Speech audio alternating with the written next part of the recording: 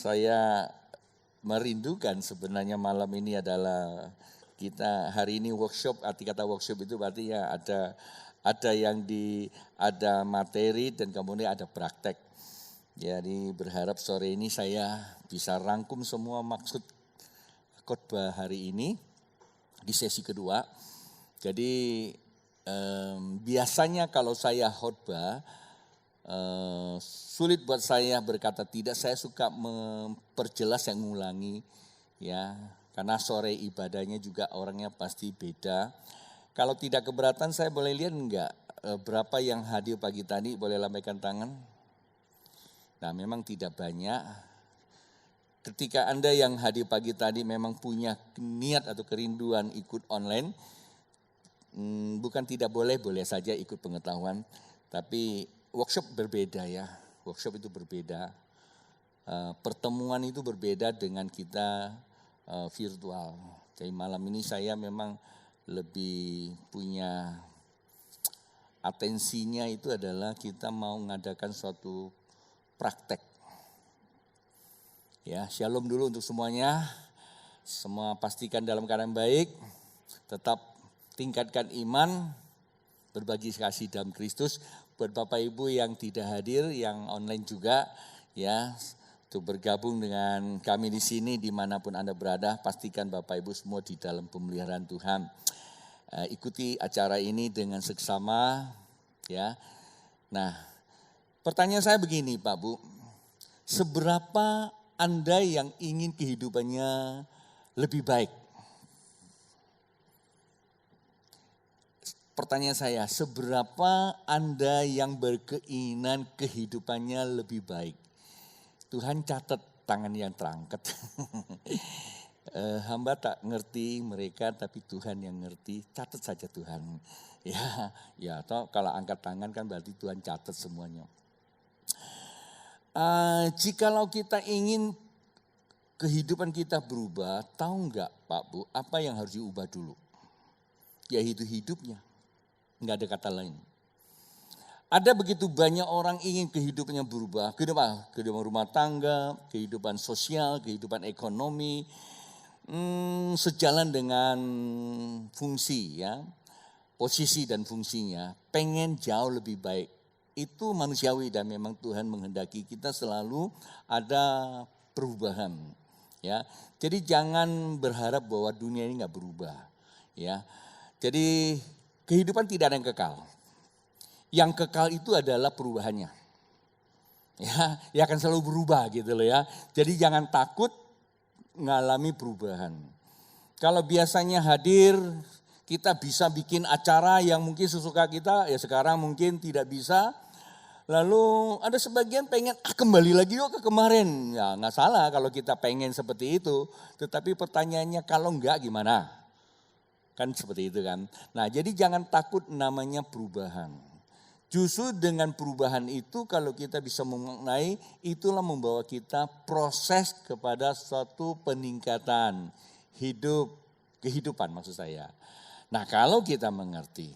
Nah itulah sebabnya tadi saya mengutip satu kalimat bahwa jikalau kita ingin kehidupan kita berubah, yang harus berubah terlebih dahulu adalah hidupnya terlebih dahulu. Lalu bagaimana hidup ini bisa berubah? Ya, niat berubah itu dari kita, itu namanya tindakan dari kita. Tetapi yang bisa membentuk hidup kita hanya yang memberi hidup. Kalau kita ingin hidup ini berubah, maka yang bisa mengubah hidup kita cuma hanya Tuhan. Itulah sebabnya pagi tadi sesi kita adalah sembahlah Allah yang benar. Bilang, sembahlah Allah yang benar. Mengapa? Karena dalam penyembahan itu akan membawa dampak. Baik. Jadi pagi tadi kita membaca ayatnya ya. Topik sore ini memang beda walaupun sesi kedua saya selalu menggunakan topik yang akan kita menjadikan dasar pembahasan. Pagi tadi kita baca dengan Lukas pasal 4 ayat 6 katakan, kata iblis kepadanya, segala kuasa itu serta kemuliaannya akan kuberikan kepadamu. Ini kalimat yang keduanya begini. Sebab semuanya itu telah diserahkan kepadaku dan aku memberikannya kepada dikatakan kepada siapa saja yang ku kehendaki. Ya, di situ dikatakan. Jadi kata setan ya akan ku berikan kepada kamu. Dikatakan apa? Setan memberikan segala sesuatu itu bukan punya dia, tapi diterima. Beda dengan Tuhan. Nah karena itu di ayat itu dikatakan, jadi jikalau engkau menyembah aku. Nah rupanya setan juga pengen disembah. Ketika kita sembah setan, ada perubahan gak hidup kita? Ada gak? Kalau Anda ingin kehidupan berubah, sembah setan bisa berubah gak? Bisa. Kita bilang begitu kok. Ya.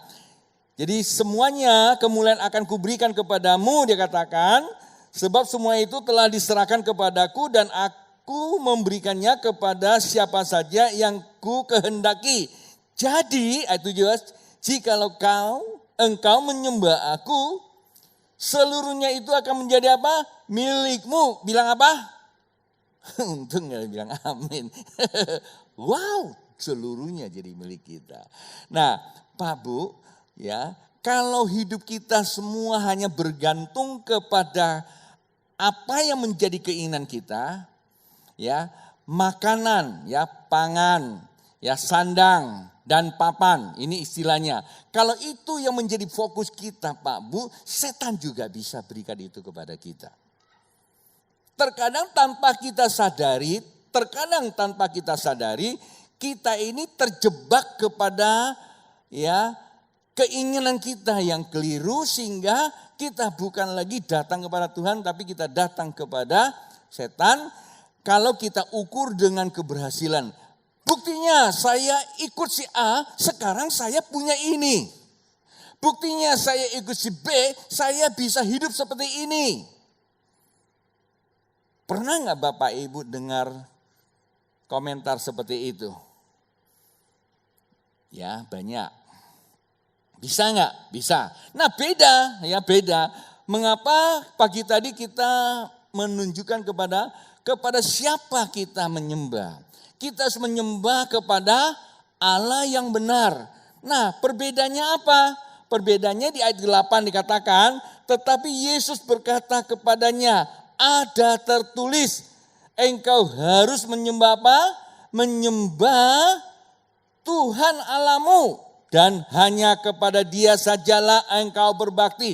Tuhan Yesus sedang berkomunikasi dengan setan.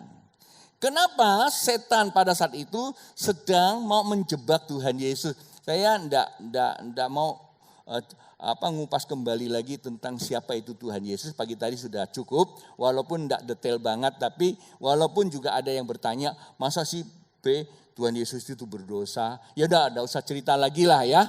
Karena udah jelas lengkap di situ disebutkan. Dia berdosa bukan karena dia jatuh dalam dosa. Ya seperti lagu tadi ya dikatakan dia berdosa itu karena apa? Dosanya kita. Kalau dia tidak memikul dosa kita ya kita tidak selamat gitu loh ya. Dosa kita semua tertimpa kepada dia maka dia mati memikul dosa kita. Kenapa dia bisa memikul dosa kita? Karena dia hidup di dalam daging sama seperti kita manusia 100% merasakan keletihan, kelemahan. Nah itu juga setan mau cobain karena dia tahu itu manusia. Lah untuk Tuhan saja setan mau cobain, gimana dengan kita? Tapi waktu Tuhan Yesus dicobai walaupun dia menanggung dosa bukan karena terjebak. Tetapi karena dia dengan apa? Kerelaan. Karena kasih karunia dia menanggung dosa kita. Supaya ada keselamatan buat kita. Ya. Nah dia tidak terjebak godaan Tuhan Yesus. Apa sebab? Karena pagi tadi kita tutup dengan satu kalimat. Ada tertulis. Bilang ada tertulis. Pak Bu perbedaannya menyembah kepada Tuhan dan kepada setan itu apa? Kalau kita menyembah kepada setan, setan katakan segala yang ku terima, ku serahkan kepadamu. Coba bahasa ini ya, Pak Bu coba diperhatikan dulu. Segala yang diserahkan kepadaku, kuberikan kepadamu. Bedanya dengan Tuhan. Nah, kalau saya mau menggunakan perbedaan Tuhan itu ada di Yakobus pasal yang keempat ayat 8. Kita berkata, mendekatlah kepada Allah dan ia akan mendekat kepadamu. Tahirkanlah tanganmu, hai kamu orang yang berdosa, dan sucikanlah hatimu, hai kamu yang mendua hati. Jadi kalau perbedaannya apa dong? Perbedaan kalau kita menyembah setan, setan akan memberikan apa yang diterima. Tapi kalau kita menyembah Tuhan apa? Bedanya apa nih? Bedanya apa menyembah hantu sama Tuhan? Kalau menyembah hantu, hantu akan berikan sesuatu yang diterima. Apa itu? Sesuatu yang diterima ya punya Tuhan juga. Ya punya Tuhan ya dikasihkan kepada manusia, tapi manusia ditipu sama dia. Kemudian diambil alih. Lalu dikasih ke, padahal itu ya kita yang punya sebenarnya. Cuman manusia kehilangan pengenalan akan Allah, maka kepunyaan Allah berpindah. Kepunyaan dia berpindah kepada setan, setan pakai itu nipu kita. Nah bedanya kalau Tuhan, ya Tuhan itu kalau kita nyembah, dia enggak bilang akan kuserahkan apa yang kuterima dari Bapa, enggak. Tapi dia yang mendekat kepada kita. Wow, beda loh ya. Coba kalau ada seorang pria datang melamar seorang wanita.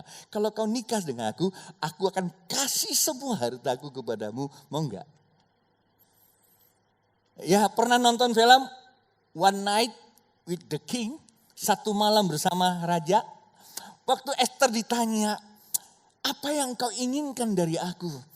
Dan semua minta macam-macam kan. Lalu Esther enggak bilang mau minta apa-apa. Dia cuma minta satu. Aku minta satu aja.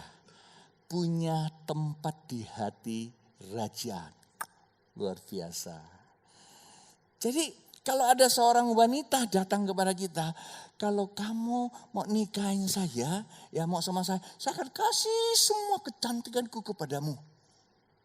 Tubuhku yang langsing aku kasihkan kepada kamu. Tetapi aku tidak memberikan hidupku kepadamu. Karena hidupku masih banyak orang yang butuhkan. Nah gimana dong? Gimana? Beda.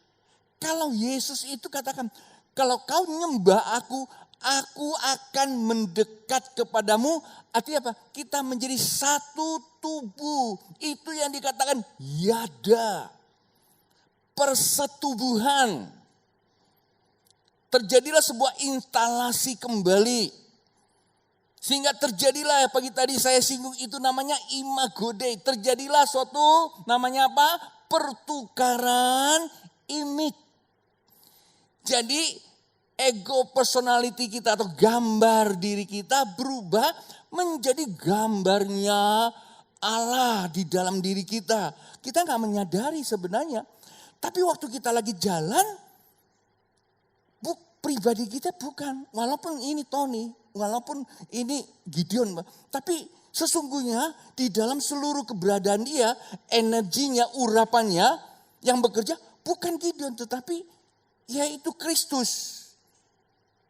Nah seluruh alam semesta ini di bawah kendali siapa? Kristus. Kenapa? Segala sesuatu yang kelihatan maupun yang tidak kelihatan pada mulanya itu jadi karena apa? Firman, karena Kristus.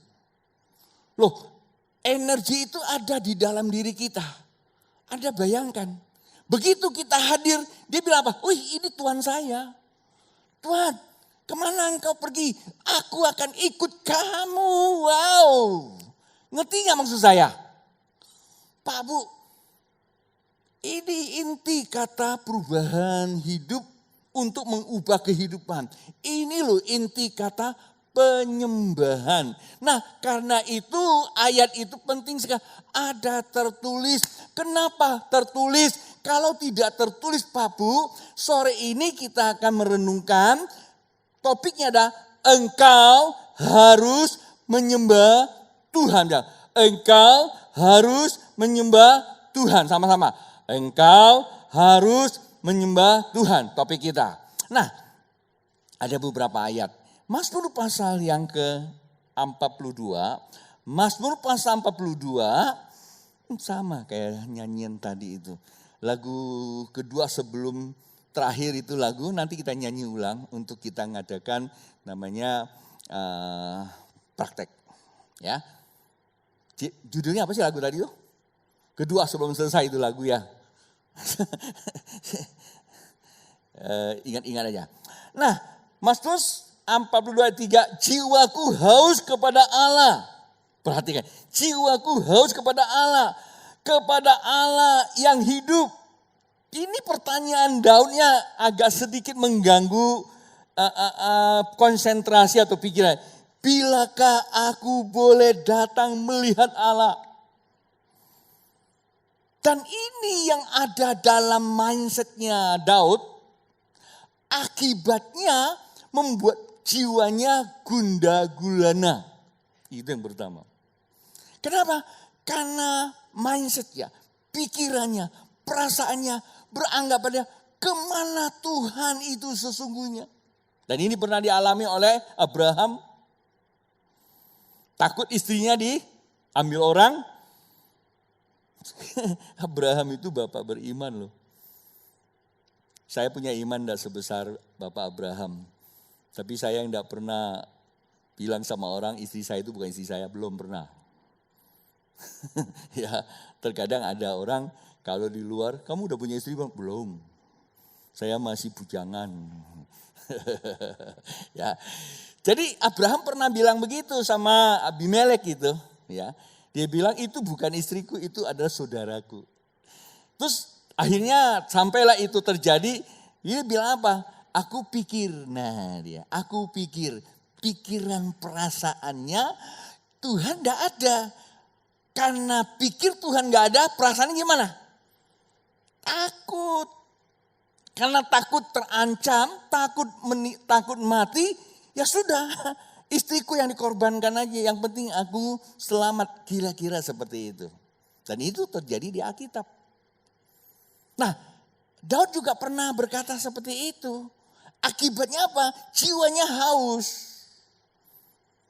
Kenapa jiwa haus? Kenapa? Pikirannya ini enggak menemukan esensi dari ilahi itu sendiri. Kehilangan energi. Sehingga perasaannya menjadi apa? Kosong, kering. Mau rasa apa? Kayak kita tarik nafas, enggak ada apa-apa. Saya ingat ini kesaksian dari seorang bapak. Waktu dia kena serangan jantung, dia bilang dia habis pergi malam, udah mau tidur gitu. Habis tidur, belum tidur, mau tidur, tiba-tiba dia narik nafas, kok kayaknya nggak ada yang bisa ditarik, kosong itu, los gitu. Akhirnya makin lama makin gelap gitu. Tiba-tiba dia ingat anaknya pernah cerita sama dia, Yesus sanggup menolong dia. Kondisi yang terakhir itu dia sudah nggak tahan lagi, dia cuma Yesus kalau engkau ada tolong aku, tak langsung nyambung tuh. Kecepatan Yesus itu melebihi apa? Melebihi kecepatan sinar. Itu luar biasa. Tapi dia ingat ada tertulis. Untung loh anaknya pernah cerita sama dia ya. Saya tidak cerita siapa lah orangnya ya, karena ini udah meninggal sih ya. Tapi itu kebenaran yang kawan saya sih ya. Anaknya itu kawan saya udah lama. Peristiwa seperti itu. Akhirnya sembuh itu. Nah, itulah kalau kita nggak punya energi kebenaran itu seperti itu. Itu apa? Nggak ada energinya, nggak ada spiritualnya. Jadi ini persoalan buat kita, Pak, menghadapi kondisi pandemik begini.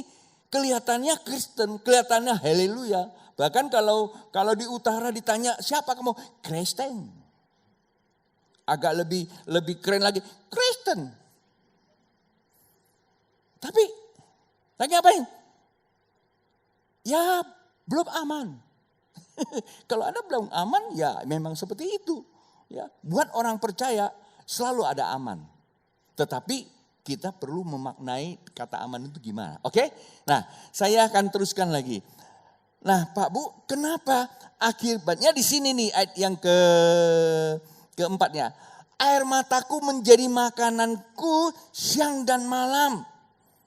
Bayangkan ya, tadi dia berkata, bilakah aku boleh datang melihat Allah? Bikin nyanyian. Bilakah aku boleh datang melihat Allah? Tapi negatif. Lalu di ayat keempatnya, air mataku menjadi makananku siang dan malam. Kenapa? Karena sepanjang hari orang berkata kepadaku. Bilang apa? Di mana Tuhanmu? Malu nggak? Orang Kristen. Amin, haleluya. Di mana Tuhanmu? Ini yang dialami oleh Daud. Apa yang ada di dalam pikiran perasaan itu termanifestasi keluar sehingga dia tidak memancarkan energi hidupnya kepada sekitarnya, atmosfer nggak ada, sehingga orang lain akan melihat, di mana Tuhanmu? Beda Pak, Bu. Kalau kita memiliki jiwa kita ini penuh dengan kemuliaan Tuhan. Saya selalu menggunakan istilah, jikalau perasaanku dicerahkan, pikiranku dicerdaskan, maka hikmat Allah bekerja di dalam diriku. Aku memiliki sesuatu yang tadinya aku mengetahui sesuatu yang tadinya aku tidak tahu, itu namanya hikmat.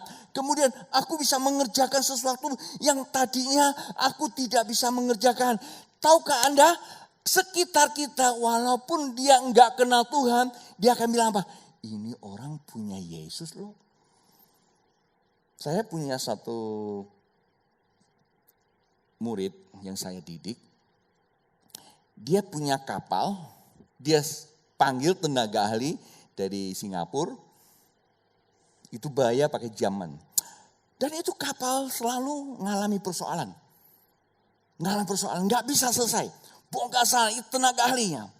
Akhirnya kami dipanggil sama Gideon datang sana. Waktu kami lagi mau doa, terus dia tunjukkan, di sana Pak, itunya mesinnya. Tapi saya sama Gideon nggak ke mesinnya.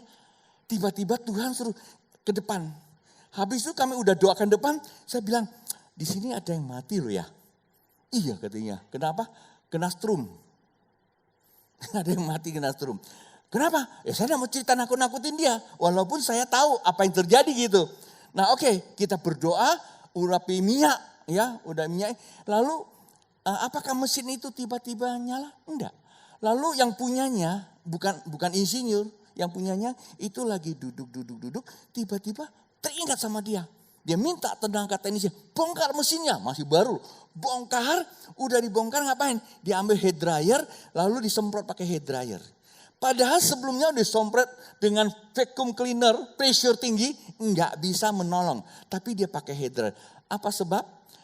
Karena ada minyak, ada besi-besi kecil gitu, serbuk besi, itu disemprot pakai pressure tinggi nggak bisa keluar.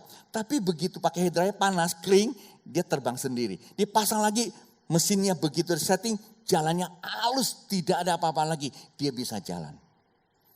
Tahu apa? Sejak saat itu kalau ada apa-apa, mereka bilang apa?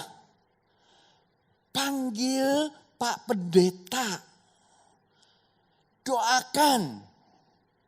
Jadi dikenal, itulah Tuhanmu ada di dalam kehidupan kita. Coba Pak Bu, kita ini haleluya, di luar keluhan kita sama. Orang bilang, loh kok kamu gak ada bedanya, engkau bisa haleluya. Tapi menghadapi masalah, engkau ketakutan melebihi saya.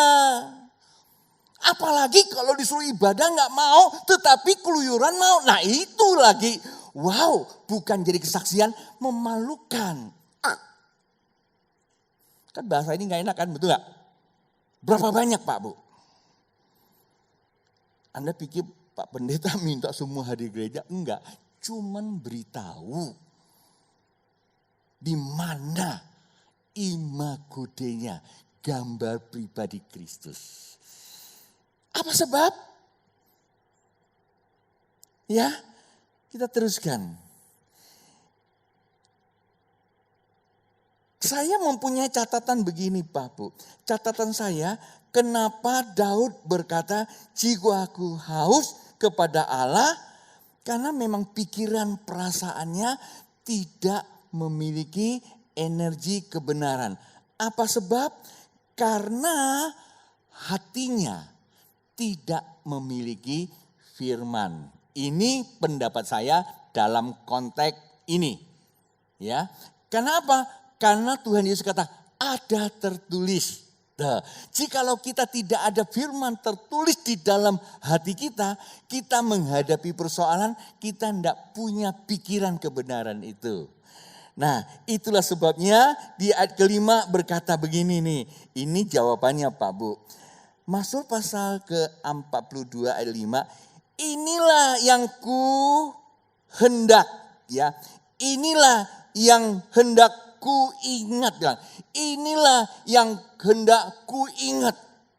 Jadi Pak Bu, pikiran perasaan kita menjadi kering karena kita tidak pernah mengingat apa yang pernah Tuhan buat.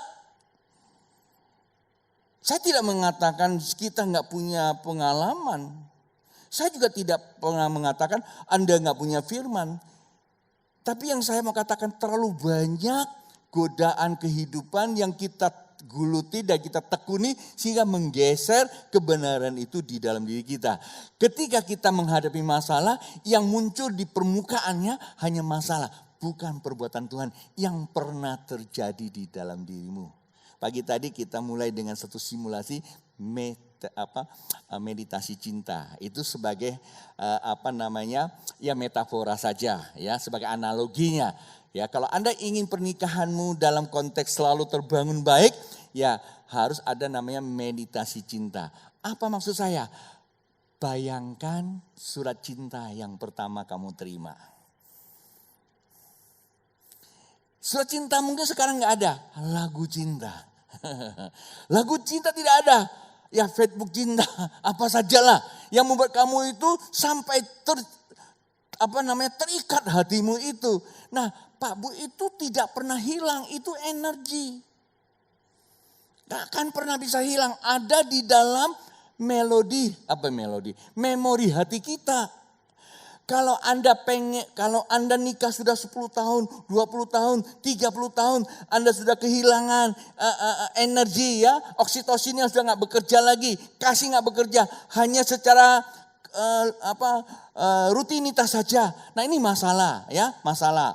Nah, untuk itu kamu bisa kembali namanya meditasi cinta. Anda bisa melihat kembali pada waktu kali pertama jatuh cinta. Itu sebagai analogi. Nah, sama Daud tiba-tiba diberi hikmat. Aku akan ingat apa? Inilah yang hendak ku ingat. Sementara jiwaku gundah gulana. Wah, itu. Bagaimana aku berjalan maju dalam kepadatan manusia, mendahului mereka, melangkah kemana? Melangkah ke rumah Allah dengan suara sorak-sorai dan nyanyian syukur. Itu yang diingat, itu yang tertulis di sininya. Ini yang disebut ibadah. Jangan diingatin COVID terus. Tiap hari yang ada di media televisi, makin lihat COVID-nya makin besar, Tuhannya makin kecil. Anda mau lihat apapun tetap ada kok COVID itu. Tetapi mari kita mesti harus hilangkan kata ketakutan, tapi kita mesti isi kebenaran itu sendiri, yaitu apa?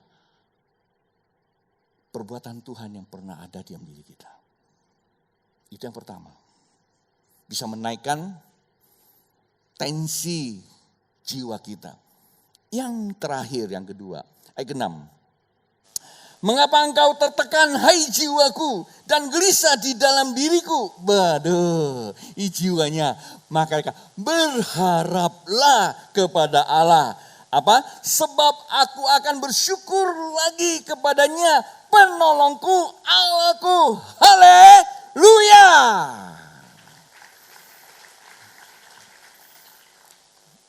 Closing statement. Kalimat closing saya. Malam ini bagaimana praktek? Setiap kita punya pengalaman kan bersama Tuhan ya. Kalau saya Saya punya pengalaman bersama dengan Tuhan. Di umur 30, saat kali pertama saya angkat tangan. Asyir bilang sama saya, Pak Tony jangan keraskan hati. Loh, saya tidak keraskan hati kok. Lembutkan saja, lembutkan saja, lembutkan saja, lembutkan saja, lembutkan. Tiba-tiba saya terjatuh. Saya bilang jangan dorong saya dong. Waktu saya nggak mati rasa Pak Bu, saya sadar. Jangan pikir wah sudah Babe sudah tenggelam, udah silent gitu. Enggak, saya sadar. Tapi waktu saya merasa saya didorong jatuh, saya kepengen bangun nggak mampu bangun. Dan saat itu seluruh tubuh saya gemetar, saya mulai nangis. Saya belum pernah nangis seumur-umur. Saya bilang, ayah saya meninggal disuruh nangis, ayah saya meninggal ya, disuruh nangis. Dia bilang, Ton, ayahmu mau ditutup petinya, nangis. Aku pikir ya udah mati gimana. Karena disuruh kan gak enak juga. Aku teriak juga, apeoy. Cuma satu kalimat. Teng, pakunya dipantek. Ya dia bisa nangis. Tapi pada hari itu saya bisa tangisi. Saya bisa rasakan Kristus itu diam diri saya. Tangan saya gemetaran, saya mau coba bangun kagak bisa. Dan selepas itu, ketika saya datang, saya cuma ingat aja kali itu.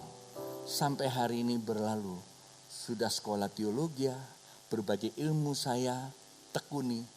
Tapi cinta mula-mula enggak hilang dari saya. Saya tahu ilmu banyak membuat saya bingung. Tapi ketika saya ingat masa lalu itu, kembali lagi. Bukan berarti ilmu hilang.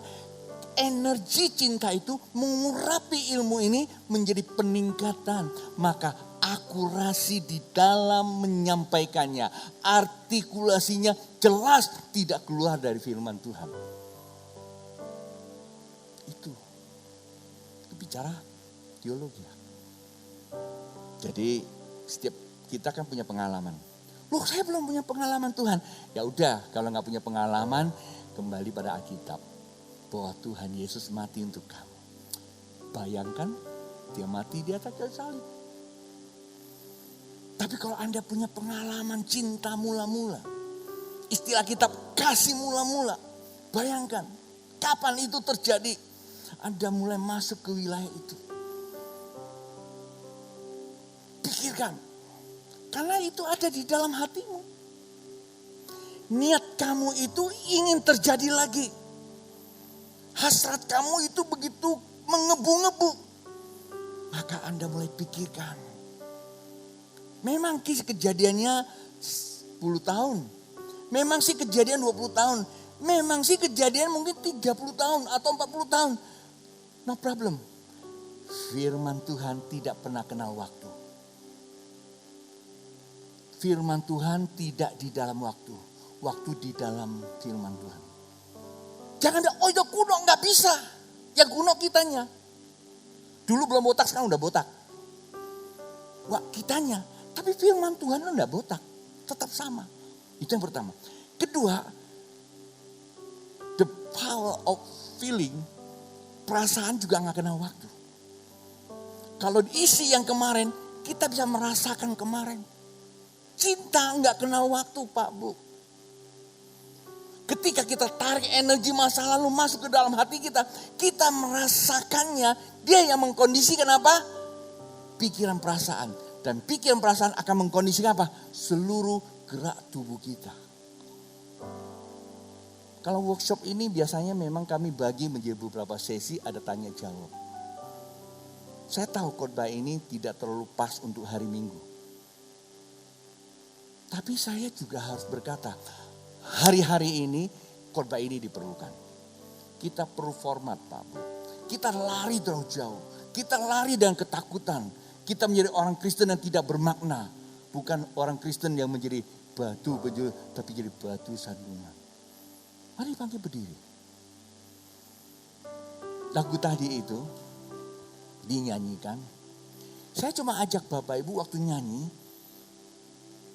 Setelah Anda nyanyi, biar mereka yang nyanyi, musik mainkan pelan, Anda mulai kembali ingat masa lalu bersama Tuhan. Mungkin dulu batuk disembuhkan. Salah satu tanda. Yang pertama, jangan yang kemarin dapat duit 100 juta. Pasti semua punya pengalaman. Mulai pikirkan. Kalau Anda sudah pikirkan berarti Anda sudah klik sana. Tarik energi masuk. Rasakan. Kalau Anda merasakan itu terjadi pada masa itu, terjadi pelepasan, jangan tahan dirimu. Anda bisa lakukan apa yang Roh inginkan kita lakukan. Kalau Anda tanya, pendeta satu ini hidup oleh iman, itulah. Saya tulis buku saya sering mengajarkan murid-murid saya. Tapi malam ini saya mau ajarkan Bapak Ibu. Saya bukan tipe pendeta yang cuma datang menawarkan sebagai motivator. Hanya memberikan apa? Deduksi aja. Motivasi Anda semangat, tapi nggak dari dalam. Tapi kalau ini namanya apa? Induksi dari dalam. Alkitab kata, ketika engkau ketemukan Sang Ilah itu, dari dalam akan mengalir air yang hidup. Saya minta waktu, kita sudah overtime. 5 menit lagi. To Calvary, where Jesus bled and died for me. I see His wounds, His hands, His feet, my Savior on that cursed tree.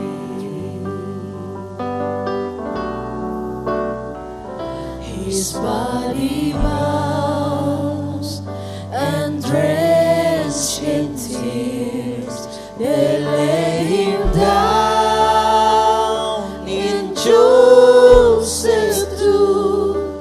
The entrance Ketika musik by heavy dimainkan, nada mulai digetarkan, itu sedang menurunkan frekuensi jiwamu ke lagu ini. Jangan mau diganggu oleh perasaan yang datang banyak. Mulai fokus, pikirkan. Pikirkan yang pertama kali pernah hadir dalam hatimu tentang kata Tuhan. Sehingga itu membuat kamu berkata, Tuhan, aku mengasihi Engkau.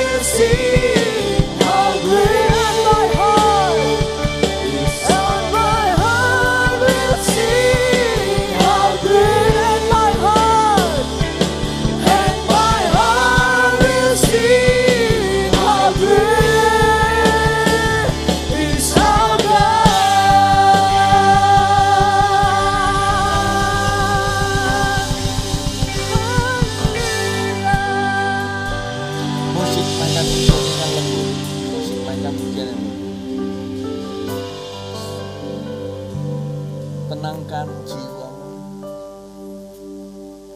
arahkan pikiranmu, bukan keluar dari pikiran, tapi masuk ke dalam hatimu.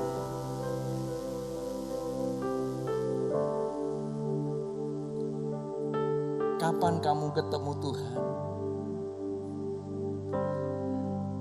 Mungkin kamu belum punya pengalaman spiritual, tapi Alkitab berkata Dia turut bekerja mendatangkan kebaikan. Kapan Anda menerima satu perubahan hidup? Mungkin waktu itu kamu belum tahu bahwa itu Tuhan, tapi malam ini kamu bilang, ya Tuhan, terima kasih. Kalau kemarin, kalau tahun lalu, kalau dulu, aku kok bisa lulus sekolah begitu mudah. Padahal begitu banyak orang sulit, tapi aku dapatkan.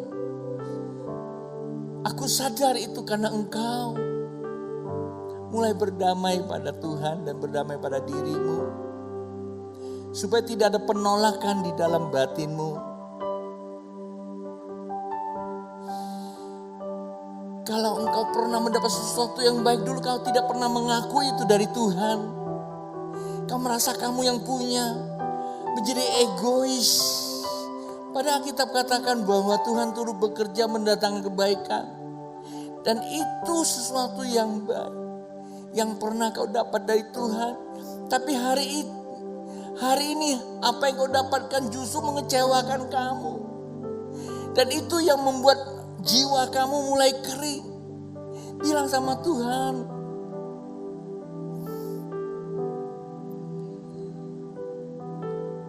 atau kali pertama kamu mengalami jamahan Roh Kudus membuat kamu sulit untuk bergerak. Pengalaman spiritual yang tidak pernah kamu alami. Seperti kali pertama kamu jatuh cinta.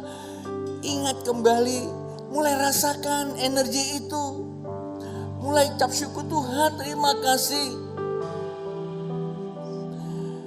Pagi tadi saya katakan bahwa hidup ini, alam semesta tidak kosong. Alam semesta isinya energi. Kita ini ada perubahan dari energi menjadi energi padat. Kalau saja alam semesta ini isinya energi, tapi ingat, alam semesta ini ada di dalam ilahi. Kecepatan ilahi melebihi kecepatan energi. Walaupun kita ada dalam samudra kuantum energi, tapi sesungguhnya kita ada samudra hadirat Allah. Saat waktu kita hirup udara, kita sedang menerima energinya Tuhan, kasihnya Tuhan. Seharusnya tidak ada ruang waktu untuk kita tidak mengucap syukur.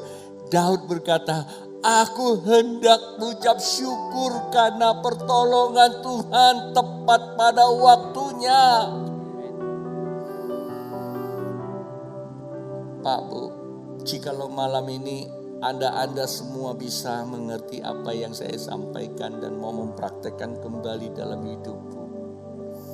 Kamu lihat kehidupanmu ke depan berbeda.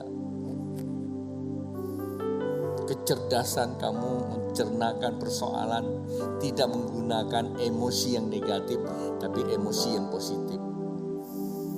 Keputusan yang kamu ambil adalah keputusan yang disertai dengan kuasa Allah. Waktu Anda berkata, iya, alam semesta turut bekerja di dalamnya. Lambat atau cepat, itu akan wujud. Seluruh alam akan tunduk kepada kebenaran. Dan dia akan memuliakan nama Tuhan. Itulah sebabnya kita dikatakan imamat kerajaan. Mari kedua tangan terangkat, kita mau mengakhiri. Pak, Bu, ibadah kita sudah selesai. Dan saya berdoa buat Bapak Ibu yang datang di tempat ini dalam kondisi apapun. Seturut apa yang menjadi kerinduanmu. Tuhan, Engkau yang menjawab. Engkau mencatat setiap persoalan mereka.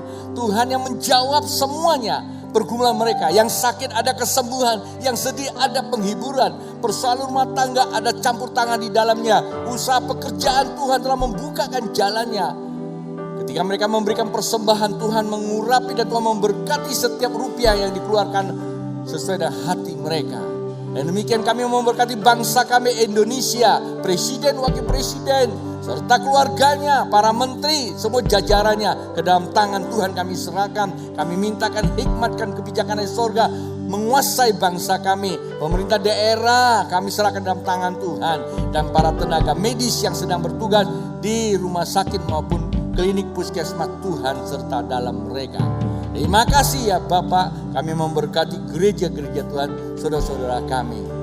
Buat Anda yang pertama kali untuk mengambil keputusan untuk terima Tuhan Yesus, katakan, Yesus aku percaya, maka hari ini engkau dicatat di surga sebagai anak Allah. Dan Anda yang ingin menghubungi kami, ada alamat tertera di layar monitor. Buat Anda yang ada di virtual, kalau ada di tempat sini jangan Anda balik sesudah ibadah ini. Buat Anda yang kali pertama hadir, Tuhan memberkati buat Anda semua. Pulanglah dan terimalah berkat Allah Bapa, cinta kasih Tuhan Yesus di dalam persekutuan Roh Kudus. Yang percaya katakan, amin.